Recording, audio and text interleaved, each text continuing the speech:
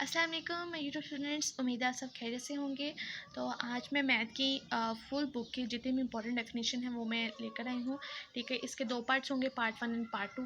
Part 1 में मैं first 7 chapter की इंपॉर्टेंट डेफिनेशंस आपको दिखाऊंगी और पार्ट 2 में वो जो नेक्स्ट 7 चैप्टर्स होंगे उनकी, ठीक है, डेफिनेशंस दिखाऊंगी। ठीक है, बल्कि इसमें टोटल चैप्टर 17 है, तो नेक्स्ट हमारे पास 10 चैप्टर्स रह जाएंगे। तो आपने इन डेफिनेशंस को अच्छी तरह करना है। मैथ का जो हमारे पास पेपर होता है उसमें हमारे पास 16 से 18 मार्क्स डेफिनेशंस के होते हैं। तो अगर आपने फुल मार्क्स लेने हैं, अच्छे मार्क्स लेने हैं मैथ में, तो आपको डेफिनेशंस भी आनी चाहिए विद एग्जाम्पल्स के साथ। ठीक है, तो हम देखते हैं चैप्टर नंबर 1 में हमारे पास कौन सी डेफिनेशन इंपॉर्टेंट है। फर्स्ट हमारे पास डेफिनेशन है रेक्टेंगुलर मैट्रिक्स। आपने रेक्टेंगुलर मैट्रिक्स की ये डेफिनेशन करनी है और इसके बाद इसकी एग्जाम्पल भी आपने लिखनी है। ठीक है, आपने एग्जाम में बिल्कुल एज इट इज़ इसी तरह लिख देना है, आपकी इंशाल्लाह ताला मार्क्स नहीं कटेंगे।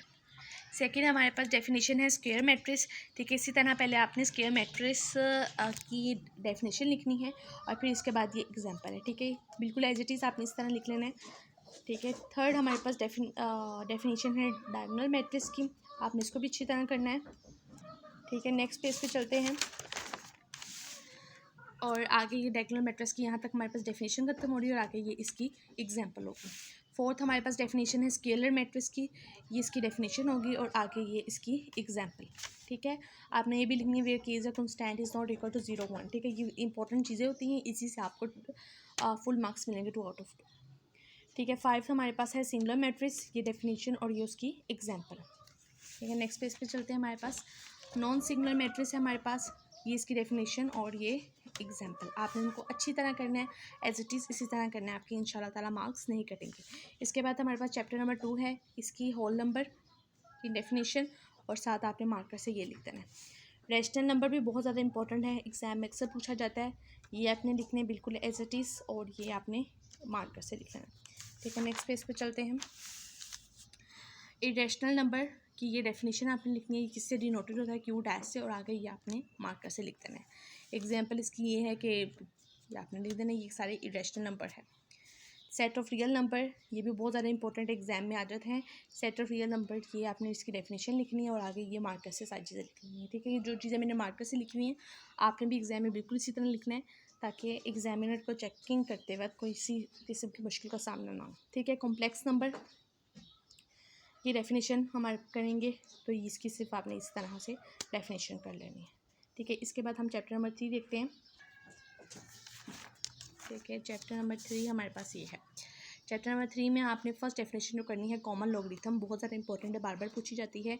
नेचुरल लॉगरिथम ये हमारे पास, और थर्ड डेफिनेशन एंटी लॉगरिथम, ये भी बहुत ज़्यादा इंपॉर्टेंट है। ठीक है, आपने एज इट इज़ इसी तरह लिखने हैं।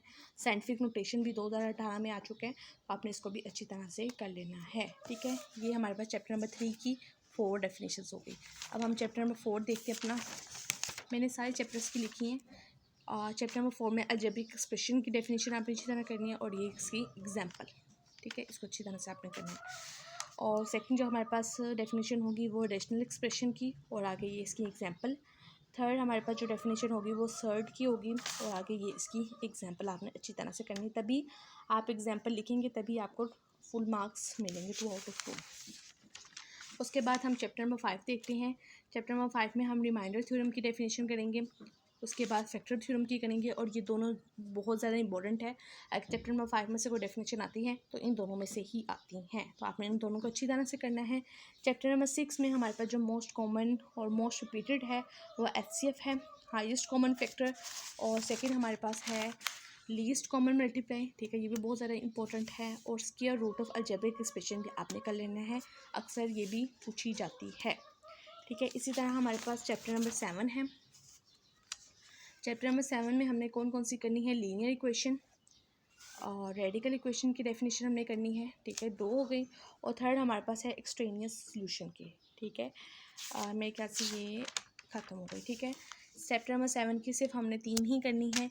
ये जितनी भी मैंने 7 चैप्टर्स की आपको डेफिनेशंस बताई हैं, आपने इनको अच्छी तरह से कर लेना है और इनकी एग्जांपल्स को आपने इनको अच्छी तरह से देखना है, ताकि अगर एग्ज़ाम में आए तो आपको किसी किस्म की मुश्किल का सामना ना करना पड़े। ठीक है, अगर आपको वीडियो अच्छी लगे तो लाइक करें, शेयर करें, सब्सक्राइब करें। अल्लाह हाफिज़, मुझे इजाज़त दें, और अगर नेक्स्ट वीडियो में मैं इसका सेकंड पार्ट अपलोड करूँगी जिसमें नेक्स्ट 10 चैप्टर्स की डेफिनेशंस अपलोड होंगी। अल्लाह हाफिज़।